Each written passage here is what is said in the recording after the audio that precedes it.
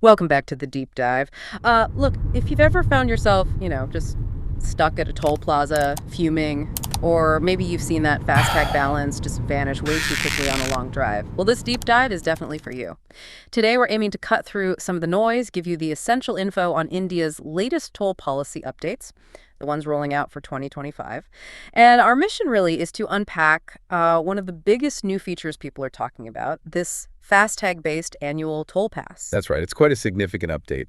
Basically, it lets private vehicle owners buy an annual toll pass. Okay. Cost is 3,000 euro, and it kicks in from August 15, 2025. Okay, August 15th. And what do you get for that $3,000? You get coverage for up to 200 toll crossings on national highways, and it's valid for a full year, right from when you activate it. 200 crossings. Okay.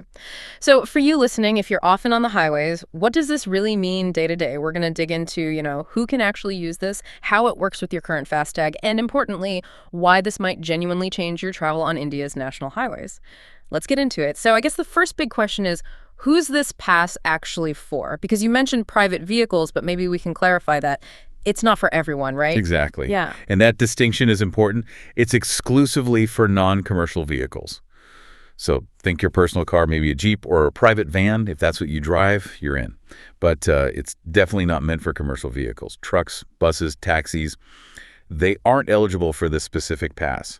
It's really aimed squarely at the individual commuter, the family car user, trying to make their regular travel a bit smoother. Right. Okay. That's very clear. Personal use only. So knowing who can get it, the next practical thing is, how does it actually work when you're, driving? Because 200 crossings sounds like a lot, but what counts as one crossing? Is it every single time you pass under a gantry? And our sources mentioned something about closed-loop highways. Maybe you could quickly explain what that means here, because that seems like a key detail. Sure, certainly. So generally, each time you pass through a toll plaza, that's one trip deducted from your 200. Pretty straightforward. But this is where the closed-loop highway concept comes in, and it's interesting. A closed-loop system, think parts of the Delhi-Mumbai Expressway, for example, basically means you enter the highway network at one point and exit at another within that same managed section. Your toll is calculated based on the distance you traveled within that loop. Ah, okay. So for this annual pass, even if you pass multiple gantries inside that closed loop, your entire journey from entry to exit within that system, it cleverly counts as just one single trip against your 200 allowance. Just one trip, even if it's a long distance within that loop. Exactly. It's designed to handle that distance-based tolling fairly. It essentially bundles your entire journey on that specific type of expressway into one deduction. Streamlines things, really. That's quite a smart distinction. So it almost feels like the system rewards longer journeys on those specific modern highway types. Is that like an intentional nudge to get people using those expressways more, or just how the tech works out? Well, it's a bit of both, actually.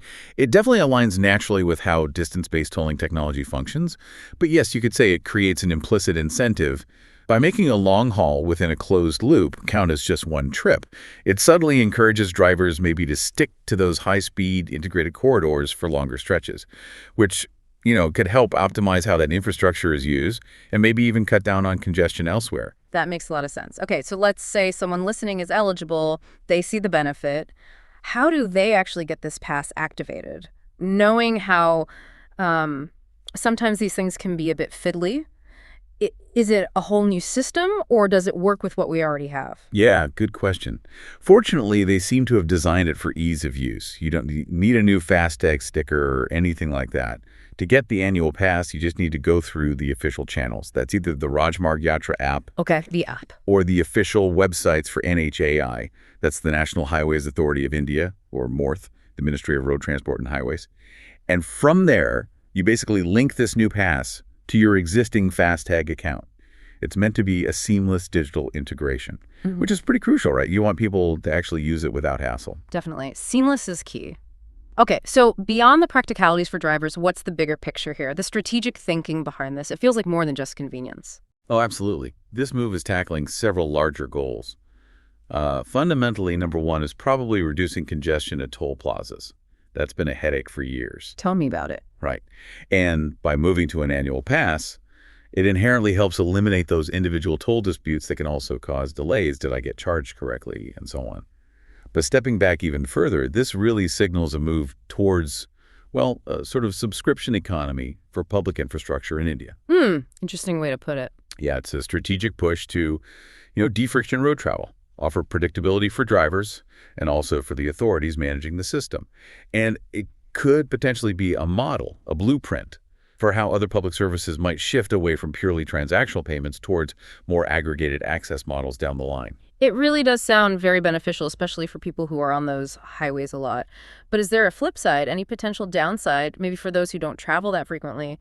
Does it create like different classes of road users, or is it generally a win? That's a really important point to consider. While it clearly optimizes things for the high-frequency user, the daily commuter, the regular long-distance driver, it does sort of implicitly reinforce the pay-as-you-go model for those who travel less often. For the infrequent traveler, they might look at this and think, well, $3,000 is too much for my few trips, so they stick with per-trip tolling, which might feel relatively more expensive per journey. Right. It could subtly nudge some people towards the pass, maybe others just accept the per-trip costs. It does shape the market a bit, but the main aim seems to be boosting efficiency for the majority who use the network regularly. Okay, that makes sense. Now, before we wrap up, I remember seeing a couple of important warnings or caveats in the source material, things about where to buy this pass and also about keeping your FASTag active. Could we just quickly touch on those? They seem like crucial tips. Yes, absolutely. Very critical points. First, and this is super important, only buy this annual toll pass from the official sources. That means the Rajmarg Gatra app or the official NHAI and Morth websites. Only those. Not third-party sites. Definitely not. There have been issues with fraudulent sites popping up for other things, so stick to the official channels for security. It's vital. Second point. Even if you have the annual pass covering your trips, you still need to ensure your underlying FASTag account remains active. And importantly, it should still have some minimal balance, just to avoid any potential blacklisting issues that could technically stop you at a gantry, even though the trip itself is covered by the pass. Okay, so keep a little bit of money in the FASTag anyway. Exactly, just as a safeguard. And one more key thing to remember. This pass is only for national highways. It won't work on state-level expressways or highways like, say, the Yamuna Expressway. That's a separate system. Got it. National highways only. Okay, so just to quickly recap for everyone listening, we've just done a deep dive into this new 3000 FASTag Annual Pass. It's launching August 15th, 2025. It gives private vehicle owners up to 200 crossings on national highways for a year. And the main goals are really about cutting down traffic jams at tolls, getting rid of arguments over charges, and just, well, simplifying the whole payment process. And stepping back, looking at the bigger picture, this kind of digital upgrade really makes you think about the wider impact on travel in India, doesn't it? Does a system like this genuinely streamline things for everyone? Or does it perhaps introduce new kinds of considerations, maybe complexities, for users who don't quite fit that frequent traveler profile? Yeah. Sort of a question about optimizing for the many while still being aware of the effect on everyone else. That's a great point. And it prompts you, the listener, to maybe reflect on your own travel. How much are you on national highways? Could this new pass significantly change how you plan trips or even your daily commute? And thinking even broader, what other parts of our daily lives, paying for utilities, public transport, could potentially benefit from similar single pass or bundled payment solutions? Where else could this model apply? Yeah, and maybe final thought just to leave you with. As we see more moves towards these aggregated payment systems like this annual toll pass, how might that fundamentally change not just how we travel, but how we interact with and pay for